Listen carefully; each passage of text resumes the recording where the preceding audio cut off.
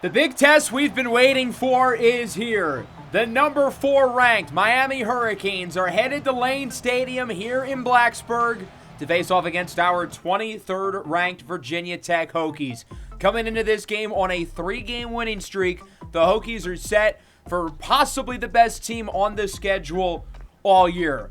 Miami at 3-0, number 4, they are a legit national championship contender and might have pound for pound the best overall roster talent in the country. This will certainly be an interesting litmus test to see where this team currently stacks up with the rest of the ACC. Last time around, we had our first in-conference game against 2-0 Syracuse, winning 27-19. Kind of an ugly game. I wish we got a little more out of the offense, but defensively, I thought we did really well. We did not allow a Syracuse offensive touchdown. Their only trip to the end zone was a pick 6 in the first quarter from quarterback Cam Kingsbury in his first career start. Showed some good things, certainly up and down. I'm fascinated to see how he will continue to look with more reps throughout the remainder of the year. The schedule gets really hard, not just with Miami and Clemson over the next 2 weeks, but even after that. ECU's tough. North Carolina's 3-0. Louisville's 3-0 with a really good quarterback. Duke's offense has magically turned it around. SMU is probably the national championship frontrunner, and then even Virginia, our main rival, has shown a lot of improvement. There are no easy games left on the schedule, and it is going to be a major challenge for us. I think this is really the start of the year where we're going to start to see the top teams begin to separate, with conference play fully kicking off in all of the big leagues, including the SEC and the Big Ten. And of course, we'll be going through some very interesting games throughout the course of today's episode, specifically Ole Miss and Georgia, a game that I'm really excited about.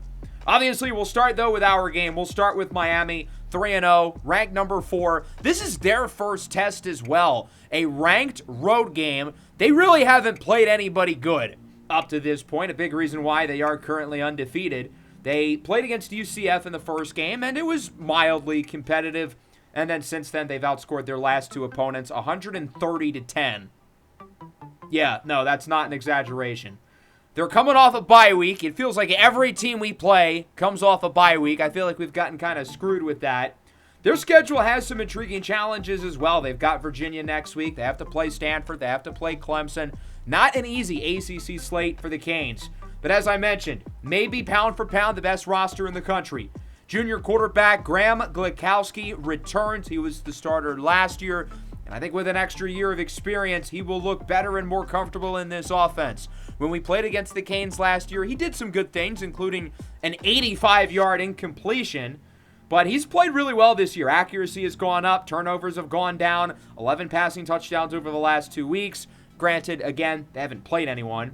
Entirely new look running back rooms for Micah Robinson and Nathan Wilson, both drafted in the second round by the Chiefs and Eagles, respectively. Redshirt senior Moses Ballin is technically the starter. He's the veteran of the group, but they recruited at this position really well. They've got a lot of young kids who they like quite a bit. KG Grouch and Devon Berry Jr. are really becoming integral pieces of the offense. They're getting more and more reps each week. Marquise Maryland, wide receiver, is the only 99 overall player in the entire country. So certainly the talent is there. Joshua Finney's great as well. I think he's a legit NFL prospect. They've got studs on defense. Their offensive line is ridiculous. Maurice Shirogo is the number 1 ranked player in the transfer portal. He could have been a top 100 pick if he declared for the draft, but he decided to go back to school, leave Georgia, and go to Miami. As for us, we are going to roll with Cam Kingsbury, his second career start, his 4th overall game. So in terms of his eligibility, we wouldn't be able to play him after this game if we wanted to redshirt him. But I think given that it seems like he is the starter for now, we're probably going to use the year of eligibility. I'm curious to see what the passing game is going to look like. The other receivers definitely got more involved last week, whereas when Ace Morgan was the starter, he was kind of force-feeding Nazir Ismail, and understandably so. Ismail has been phenomenal, but we do got to get the other guys involved as well. It seems like Kingsbury really is a good thing going with the senior transfer Xavier Bacon.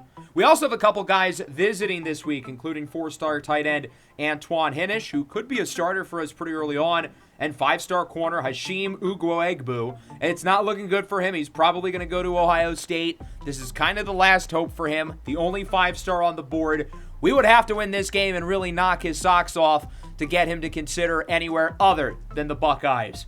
So let's get this show on the road. A rivalry game. This is one of the two teams we play every year along with Virginia. They beat us at home last year, but the game was semi-competitive. We led at halftime, but Clyde Poole happened to throw 3 of his 7 interceptions on the year in the game against Miami, and by the end, the guy could barely walk. He was really banged up. He took a bunch of hits. I think the key for us is how we're going to play at the line of scrimmage. These guys have probably the best offensive line in the country. Their defensive line in front 7 is really, really good. Of course, the weaponry on the outside, along with the secondary, is really strong too, but we have to win up front in the trenches before we can worry about the play on the outside. I'm definitely curious to see how Graham Glukowski looks. I thought he was kind of the weak link for them last year, but I think with an offseason and another year of progression under this offense, there's no reason to think he can't improve, and maybe he gets more NFL draft love as well. We didn't talk about him in the latest Browns episode when we had the quarterback prospect profiles, but if he continues to play really well, there's a chance he could potentially put himself on the map as a possibility to declare early for the draft. So Virginia Tech will start on offense. 35-23 was the final score of the game last year. First career home start for Cam Kingsbury against the 4th-ranked team in the country, one of the few 99 overall rosters, as he's got Ishmael for a 3rd down conversion. Great play by Ishmael, coming back for the football and getting the first down. 2nd and inches near the 50. Kingsbury looks to throw it. He's got Ishmael again. Past the 40, another first down. So far, so good for Nazir Ishmael. He's got a couple early catches for 20 yards. Now a 3rd down and 4 for the Hokies at around the 34-yard line with Cabrera in at running back. That one is caught again. Ishmael tiptoes inside the 20 for a first down.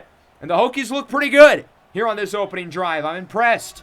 Following a hold, it's 1st down and 20. Here's Mickens sent to the ground by Cam Irving. The standout corner missed last year's game due to an injury. Kingsbury lobs it up for the end zone. It's caught! Nazir Ishmael in for a score. A quick start for the Hokies, who lead 7-0. Cam Kingsbury 4 for 5 with 67 yards on the opening drive. All 4 passes caught by this demon. Nazir Ishmael flat out has been one of the best players in the country this year. It is not an exaggeration. We are witnessing a special season from a guy who looks like he could be a 1st-round draft pick. Miami with their opening drive. That one is hauled in by Joshua Finney, who gets the first down. The senior receiver, another guy who I think could be drafted really highly. He's had a great year up to this point for the Canes. First down following the nice gain by Finney as it's a handoff up the middle for Grouch.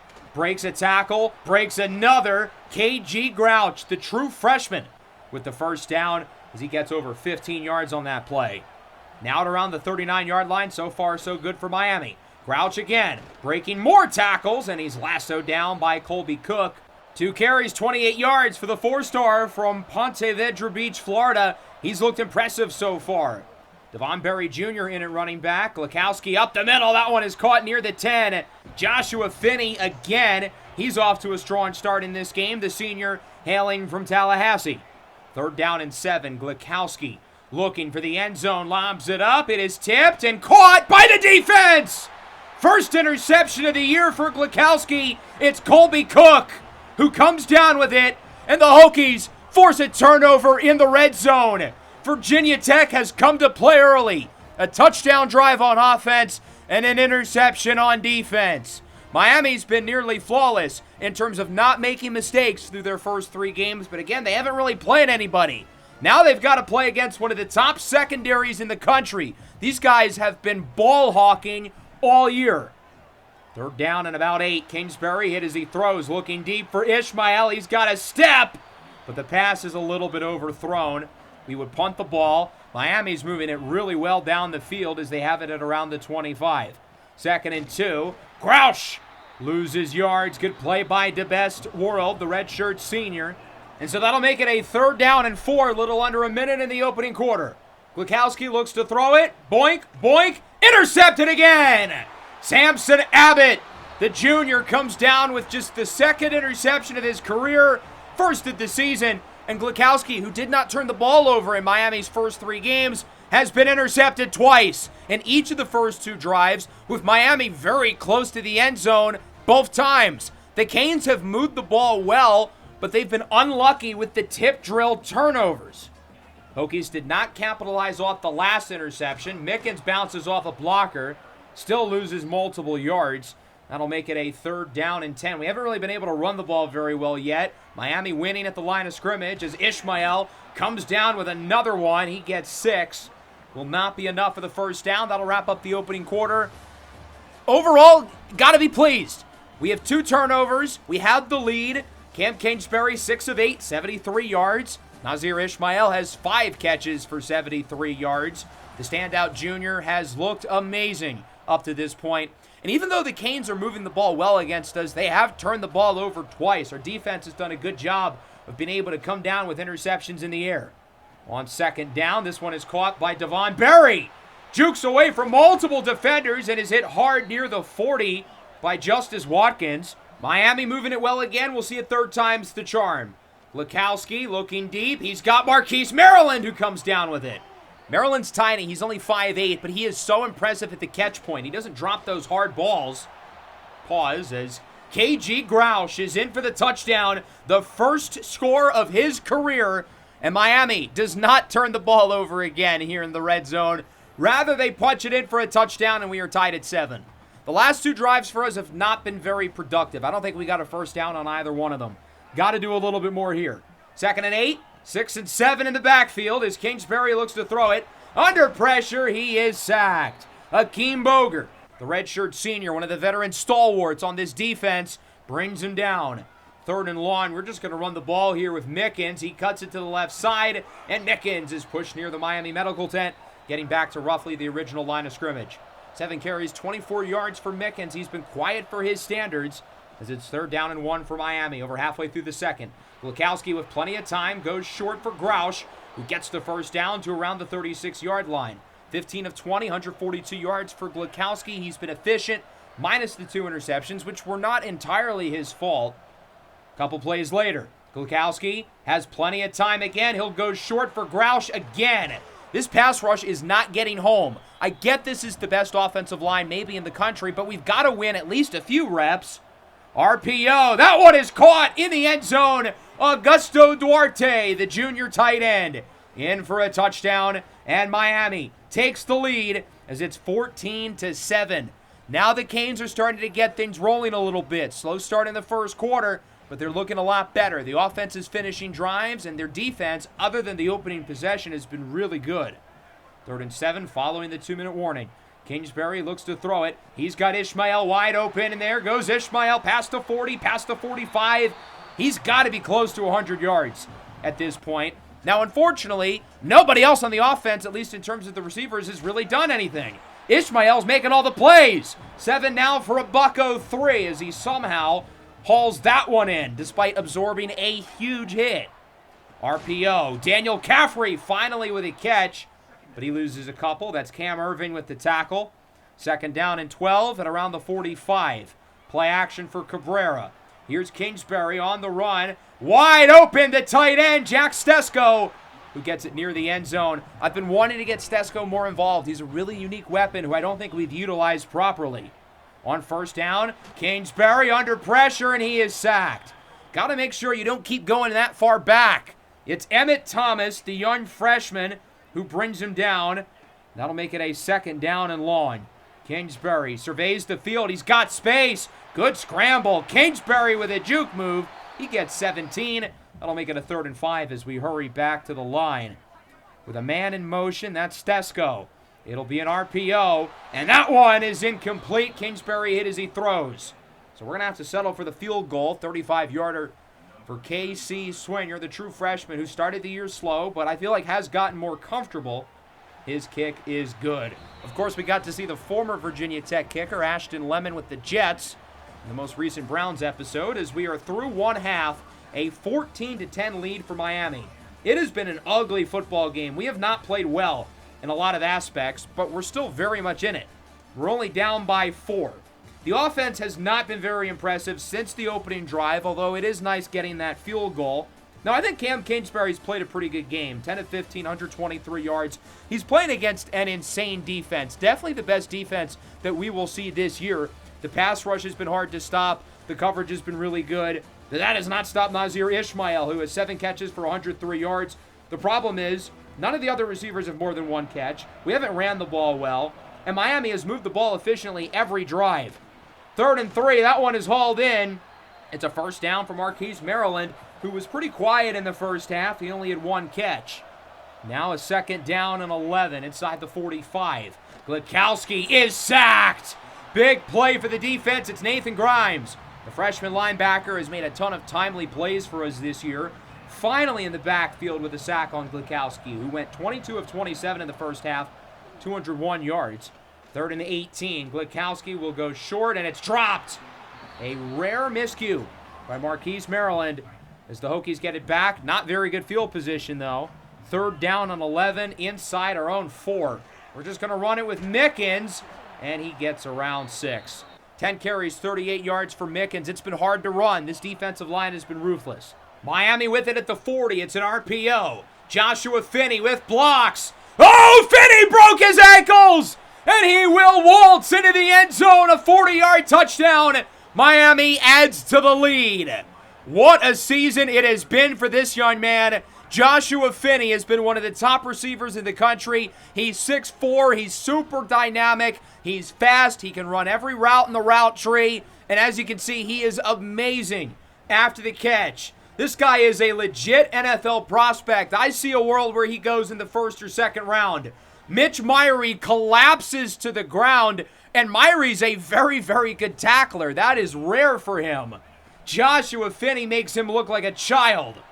21-10, 3rd and 10. Mickens gets around 5. It's hard to throw the ball down the field because we don't have time to let Cam Kingsbury go through his progressions. Miami's winning too much up front. They get it back on offense. 3rd down under pressure. Glikowski is incomplete, and they will punt it for the first time today, even though they've had multiple drives stall out. It's not been because of field position. They haven't had to punt it yet. 3rd and 9. Daniel Caffrey does not get it. He's close. Close enough for Coach Teamer to say, F it. We're going to keep the offense on the field on our own 25-yard line. Mickens, the handoff, gets the first. Make sure you stay beyond the line. Okay, we're good. Chris Mickens doesn't get much, but he does convert to keep the drive going. That was a bold call. 3rd down and 9, under a minute in the 3rd. Kingsbury under a ton of pressure again.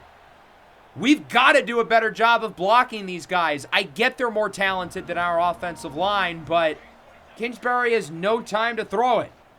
Miami back with it, still 21-10. Glikowski on the blitz is sacked. Colby Cook does literally everything for this team. I think you could easily make an argument that he's the best player on the roster other than Nazir Ismail and Chris Mickens. 2nd and long, it's a screen for Grouch. He's got room with a juke move, gets the first, and is finally wrapped up by guess who? Colby Cook. That'll wrap up the 3rd, 21-10. The struggles continuing on the offensive side of the ball. We're just having too many drives where we're not getting anything. It's not like we're moving down the field and the possessions are stalling late. We're not moving the ball at all. We're barely averaging 4 yards a play. The defense is somewhat holding up. We've only allowed 21 points to a group that has scored almost 200 through like 3 games. Yet our offense is not reciprocating. As Grouch loses a couple, another nice TFL. That's Ross Daniels, the true freshman in the backfield.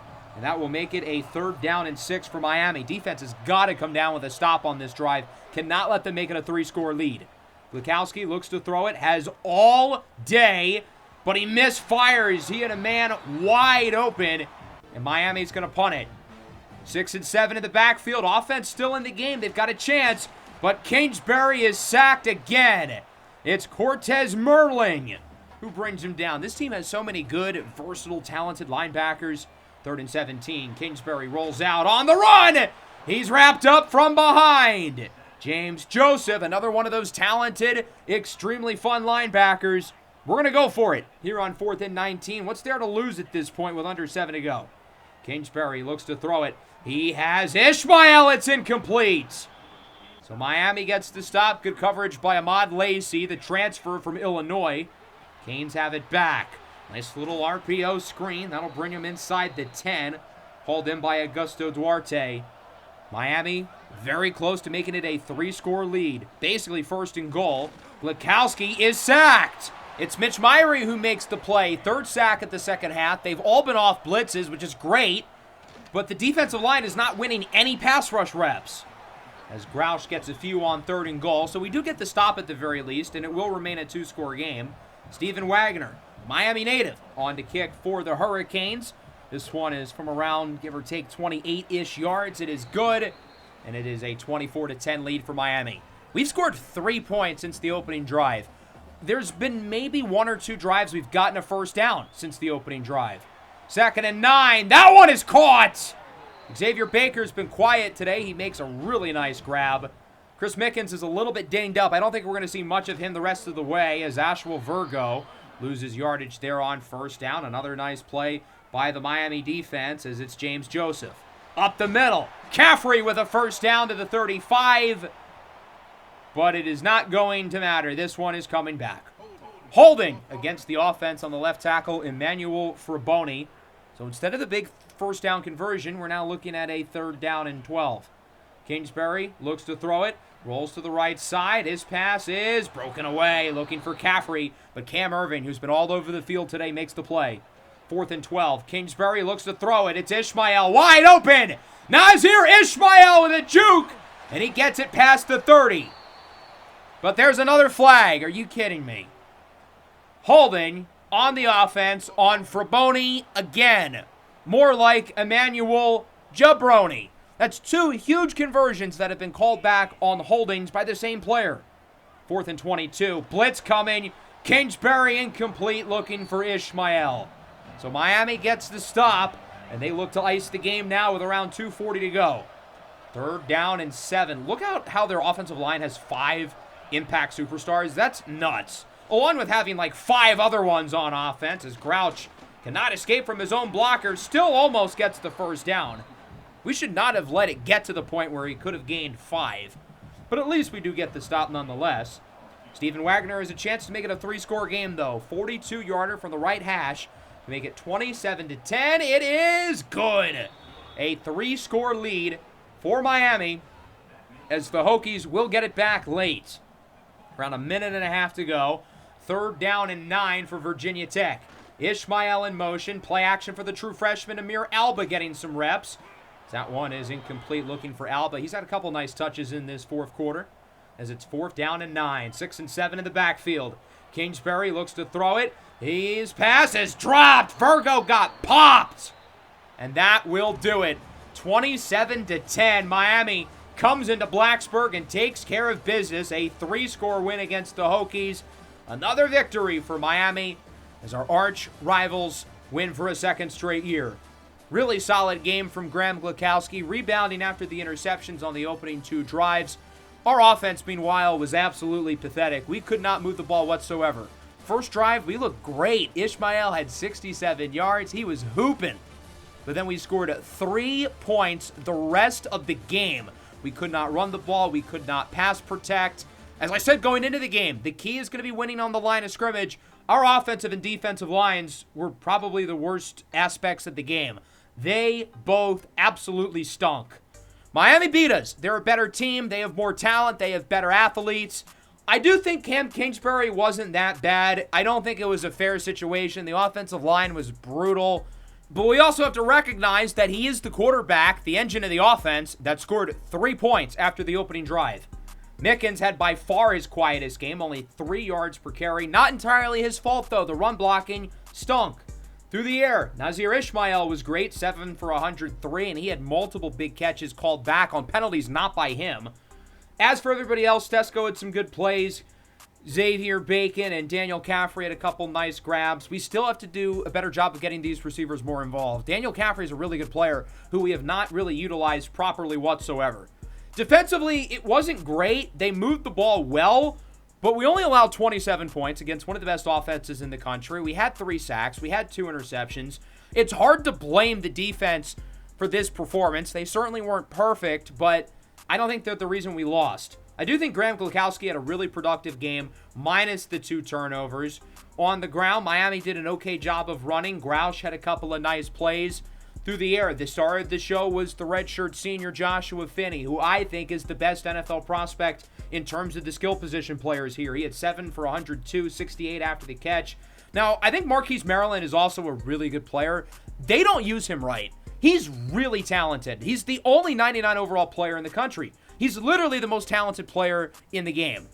They need to get him the ball more, especially in space. Defensively, this is where they made their bread and butter. They have so much talent. The defensive line's ridiculous. The linebacking room is the best in the country. They go 4 deep at corner. They have a bunch of safeties. Their defense is absurd. I think they're better than the Miami team last year who made the playoff and nearly beat Ohio State in the first round in the shoe. So obviously the visit didn't really go well for the 5-star Hashim Ugwoegbu. We're not going to get him. He's going to Ohio State. I would rather use those 50 points elsewhere, so I decided to just take him off the board entirely. It's a lost cause, unfortunately. He's really good, but it's not going to happen. So let's talk about some games across the nation. As I mentioned before our matchup against Miami, I think this is where we're going to start to really see some dominoes, with the Big Ten and the SEC really starting play, and some big games here, including Ole Miss, Georgia, Nebraska, Ohio State, SMU, NC State, and the ACC. It'll be very interesting. Galeo Barron of Ole Miss especially, I'm super fascinated by. We talked about him in the Browns episode yesterday. I've been super impressed with him this year. I think he's been the best quarterback in the country so far. But Ole Miss hasn't played very good competition. They've got to go on the road against Georgia today. If Barron plays well, I think he really puts himself in the conversation of not just being a first-rounder, but possibly the favorite to be QB2 in this draft after Tyree Wells.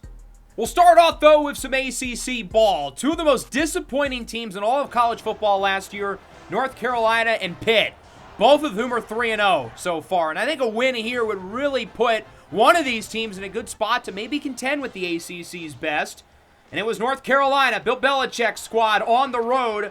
What a game from sophomore wide receiver Nick Winton. This kid played really well against us last year. He's a monster. 27-13, UNC matches their win total from last year. They're 4-0.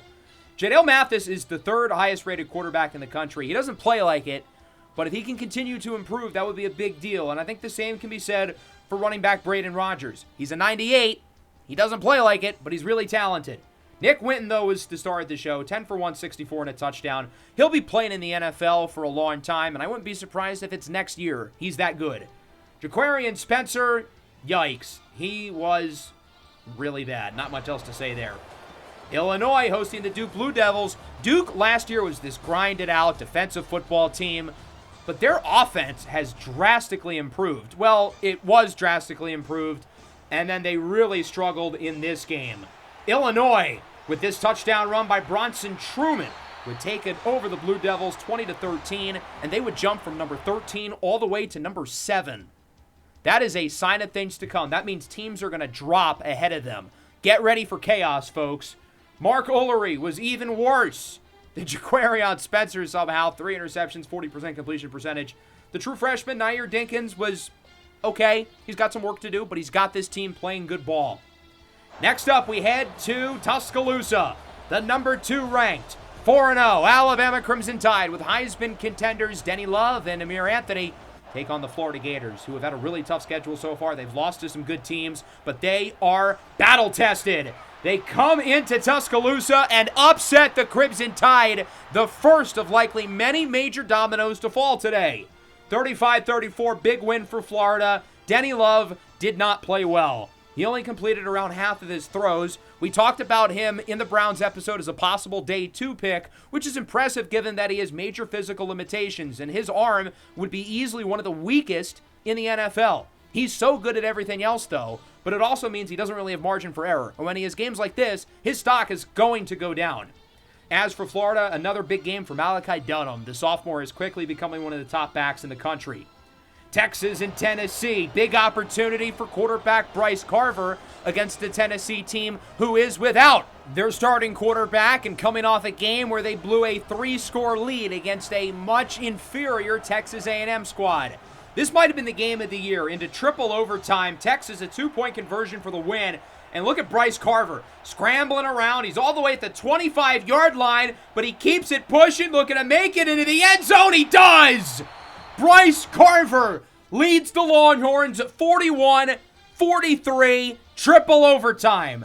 Kamari Fisher, of course, did not play with a broken finger. The redshirt freshman, Kwabena Ozuguwu, 6 touchdowns. Not bad. A loud and clear audition to be the starting quarterback next year. This Tennessee team, though, is out of the rankings. They've lost 2 in a row. With all they did in the transfer portal, the expectation was sky high. They can't be losing back-to-back games.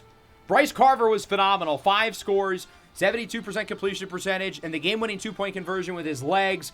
He is a firm contender at the top of the Heisman list. And in the Browns episode, we had him in as the very tentative QB2 in this draft. Well, his performance today definitely did not hurt that whatsoever. And the first-round conversations with him are going to get louder and louder. He's playing excellent football. South Florida's offense, I think, has been a little bit shaky this year for their standards, facing off against Navy. Well, I think it's fair to say the Bulls are back. 7 touchdowns from quarterback Josh Scarborough. This one caught by Chris Venable, the transfer from Missouri. 56-24, South Florida with the win. We've been talking about Memphis as the team to beat in the group of 5, and South Florida's here like, hey, we still exist. We should still be the favorite. Memphis does not have the firepower that we do through the air. Josh Scarborough, 418 yards and 7 touchdowns, and he was accurate as well. Brenton Volk has been an awesome addition from the portal coming from Miami. I know the Canes like those freshmen who we got to see firsthand, but I think they regret losing him. He didn't really play last year because they had 3 guys ahead of him, but he's really talented. Louisville heads to Cal to face off against the Golden Bears. Louisville sophomore quarterback Judah Hudson is getting some NFL buzz. He's in the conversation to be QB2, or I should say he was in the conversation. I don't know if he is anymore. It was a rough game for Louisville. They lose 35-10 against 5-0 California. The Golden Bears have played some good football this year. They have a 74 overall, 5th-year senior at quarterback. Jem Alexander is a really talented running back, and their defense was phenomenal. Judah Hudson, I don't think we're going to be talking about first round with him for a little while. He was bad, 37% completion percentage. Didn't throw an interception. He still hasn't turned the ball over this year after 14 picks a year ago, but he was still really bad. His draft stock's certainly lower. Luckily, he's only a 20-year-old redshirt sophomore. He's got plenty of time. This might be the most important game of the year so far. Number 8, Ole Miss.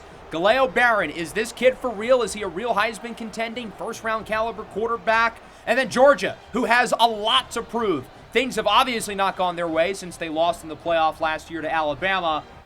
But I think Georgia is finally back. Ryan Lockley with 550 yards through the air, nearly half of which went to Brian Maddie. Georgia, 52-33. What a win for the Bulldogs. They put up video game numbers on offense, 554 yards and 5 scores for Lockley on 77% completion percentage, averaging 15 yards per attempt. The real star of the show, though, has been Brian Maddie, who was a good player for this team last year, but he has totally elevated himself, 10 for 231 and a pair of scores. He is certainly making a case to be a high pick. Galeo Barron, not very good, 56% completion percentage. 5 sacks. That's only 1 less than what Zarius Stone had all year in 13 games for Ole Miss last season. And he was picked off twice as well. The top 3 receivers, though, still playing very well, but a rough comeback-to-earth game for Barron. Next up, we head to Washington. USC's look really good. They are number 5. But Washington's a team who I think people are sleeping on. Their quarterback is playing excellent football. I don't think people are going to be sleeping on him for much longer, though. Paul Green Jr. leads the Huskies to an upset win over USC, 41-34.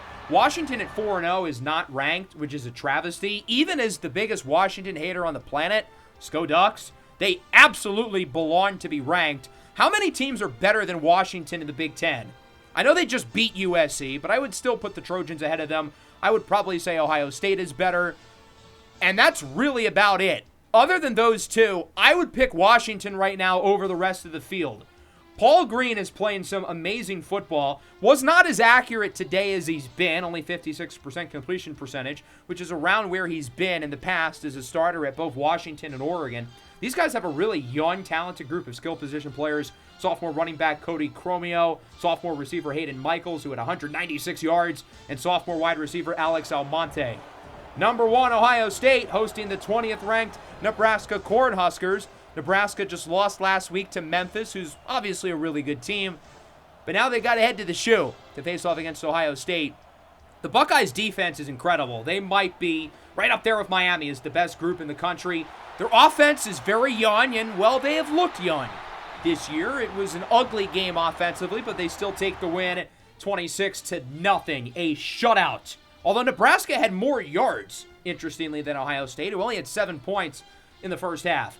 Chaz Carrington looked like a true freshman. He was picked off 3 times, and he was sacked 6 times in the loss for Nebraska. Tamario Harold had 8 carries. That is disgraceful.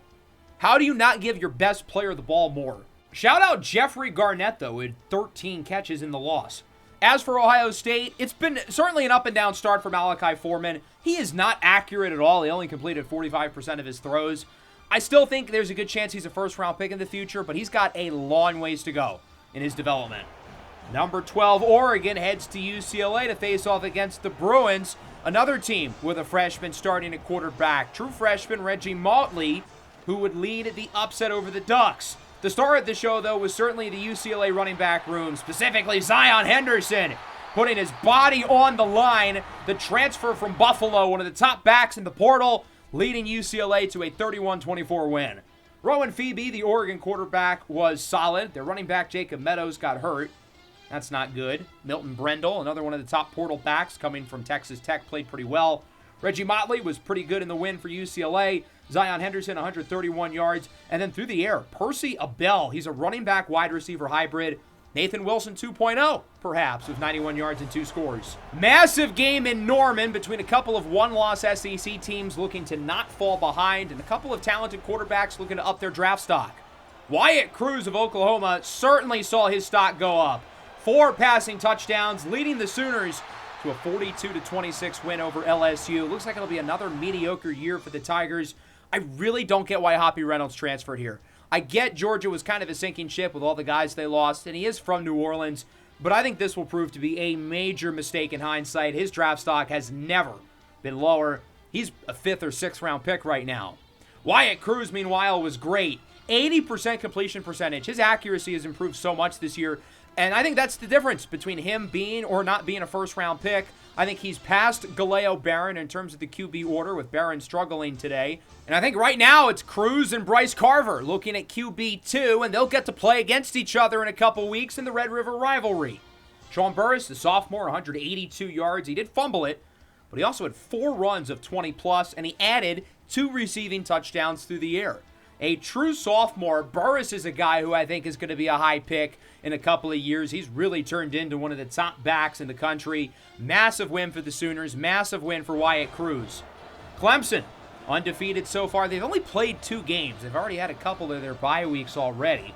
Facing off against a tough Boston College team who's had a really hard schedule so far. They've already beaten Oklahoma State. And I think all the good teams they've played have really prepared them for this game. What a throw by Rasheer Stewart, who completed nearly 90% of his throws. Boston College upsets the Tigers 41-38. Rasheer Stewart is a really, really good player. 29-34, 401 yards and 3 touchdowns. I've been very complimentary of him just about every time we've covered a Boston College game. He's awesome. I mean, he is really, really good. As for Clemson, I'm fascinated to see how they bounce back. Nick Eberle did play pretty well. Their next opponent at home against Virginia Tech. 2 teams coming off disappointing losses. Clemson's defense versus our offense might set the sport of football back by about 50 years. Next up, we're headed to the A. Notre Dame facing off against Georgia Tech. The Yellow Jackets, I think, are worse than last year, but they're a young team with a true freshman quarterback. Notre Dame struggled for a while, but they came all the way back. Down by 8 late in the game. Look at Jaden Williams aura farming. Whoop! Hurdles the defender in for a touchdown, and the lead is within 2. With just seconds left, Notre Dame's got to go for 2, try to tie the game, and potentially bring it into overtime. I like their chances in a potential overtime, given that they had the 4-year starter at quarterback as opposed to a 4-game starter. Logan rolls out under pressure, and he is incomplete. Georgia Tech survives 31-29. The Yellow Jackets beat Notre Dame. A really solid performance at times from the true freshman, Gideon Cypress, who threw 3 touchdowns, but also had a lot of misses. He averaged 20 yards per completion, though. Was he just chucking the ball every play? As for Notre Dame, I think Maxwell Logan really isn't the problem with this team. I get that they're 3-1, and maybe it's not time to panic, but I think Notre Dame's a lot worse than they were last year, and it's not because of the quarterback play. I just think the team around the QB has regressed. SMU, they've been the preseason frontrunner to win the whole thing pretty much all year. Tyree Wells, the preseason #1 pick, that has not changed. They've scored at least 48 points in each of their first 4 games of the year. Granted, they haven't really played good defenses. Here's a tougher defense. Ain't stopping them. 55 more points offensively for the Mustangs. 4 touchdowns for Parker Zasko. We're going to take a look at some of his numbers in a minute because they are ridiculous. 55-42 the final. NC State was good enough on offense. Jalen Highsmith, 3 passing touchdowns, added another on the ground, and holy cow, Josh Gaffney. As for SMU, Tyree Wells did throw a pick, which is rare. He's only thrown 5 in his entire career, but he still played really well. And if I was him, I would be looking now at apartments in New York City because they are not cheap. Get ready to learn New York Jets, buddy. Parker Zasko, 186 yards and 4 touchdowns. Last year, SMU spread the ball around. This year, it's been the Zasko show. And we'll wrap up with Texas Tech and Arizona. A lot more games this week because, well, it's been a lot more exciting. Easily the most exciting week of the year. Will we get one more upset? No, we will not, because Texas Tech is going to put up a 50-burger on Arizona. The reigning national champions are 5-0, and they're finally going to move up a lot in the rankings since a lot of the teams ahead of them lost this week. 52-21 for the now 4th-ranked Texas Tech Red Raiders. I thought Colin Westwood had his best game of the year. He's been a little disappointing this year, but these guys keep winning. They keep beating good teams.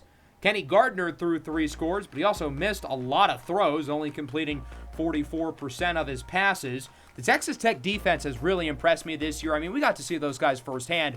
We know how good they are up front with 2 likely first-rounders on the defensive line. Colin Westwood, though, 5 touchdowns, 65%. His accuracy has still been inconsistent this year, but it was better today. Mark Armstrong continues to ball out. He had 100 more yards.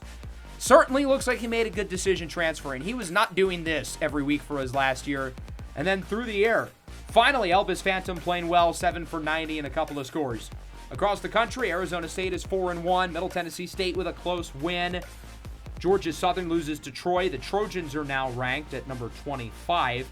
We covered basically all of these games, but Michigan won. Oklahoma State won as well. In the ACC, Florida State puts up 58 on Wake Forest. Nice performance by the Seminoles. Virginia's 4-1. They beat Syracuse 27-20, nearly an identical score that Syracuse had last week in the game against us. And then nationally, Vanderbilt puts up 48 on Mississippi State. Good Lord, Jimothy Fontaine. UAB with a kind of close win against an FCS school. There were a bunch of FCS winners this week. Auburn with a close win over Kentucky. Iowa's 4-0. They put up 52 on Northwestern. San Diego State loses again. I thought they'd be a group of 5 contender, but maybe not. FIU loses by multiple scores to an FCS team. Notre Dame struggled with FIU earlier in the year. What does that make the Irish? Houston over Utah in a close one. Not a good start to the year for the Utes. UConn loses 40-20 against Jacksonville State. That's an upset. I like UConn's offense. They've got some good players. Shout out the man, the myth, the legend, Kodak Hawk. TCU puts up 52 on Kansas. Might the Horned Frogs be back? And then Oregon State loses to an FCS opponent. I can't even laugh. I just kind of feel bad for Oregon State. It's not fun to hate watch them anymore. As we look at the rankings, a lot of movement. A lot of teams jumping up, plenty of spots. Georgia and Illinois go up 6. Alabama, USC, Ole Miss, Notre Dame, Clemson, Oregon, all losing. With Florida, Liberty, and Troy now ranked, we are amongst the teams who drop out. How is Washington not ranked? I don't get it. I want to hate on them. But, they're so obviously one of the 15 best teams in the country. And as I said earlier, I think they're the 3rd best team in the Big Ten. I think they're better than Michigan, who's ranked 6 or 7. We're now 9th in the conference, tied with Virginia. Players of the week, Diego Pena in a 13-point loss to FCS Midwest, along with Tavares Bass. In the ACC, Parker Zasko, no surprise, that makes sense. Zasko is the leader in the Heisman race, which is also not a surprise. Look at this dude's numbers. He has 14 touchdowns already through 5 games. How is that normal? I am very fascinated to see where his NFL draft stock is because those numbers are out of this world. Brian Maddie only has 7, but he's averaging 150 yards per game. I think Sorodiah Nobles regrets transferring from Georgia as well. Tyree Wells now in 5th. He has 20 touchdowns, 14 caught by Zasco. Bryce Carver was really good, but he falls because the 2 receivers ahead of him were so amazing. Carver, if I had to vote, would probably be my pick, either him or Zasco, or maybe Tyree Wells. I'd maybe throw him in that ring as well. Some fun games next week. Oklahoma and Ole Miss. Wyatt Cruz and Galeo Barron facing off against each other head-to-head. Texas, Florida, Alabama, LSU. A lot of good games in the SEC. We are unsurprisingly unranked. We are headed to Death Valley, facing off against the 19th-ranked Clemson Tigers, who have one of the most talented rosters in the country. They've only played 3 games. What did I say earlier about playing all these teams with early bye weeks? I feel like we've gotten unlucky with that. They're coming off a bad loss against Boston College, so I'm really curious to see how they respond, knowing that they can't really afford to lose another game. That'll wrap up the episode. Hope you guys enjoyed. Make sure to leave a like, subscribe to the channel if you're new. Peace out.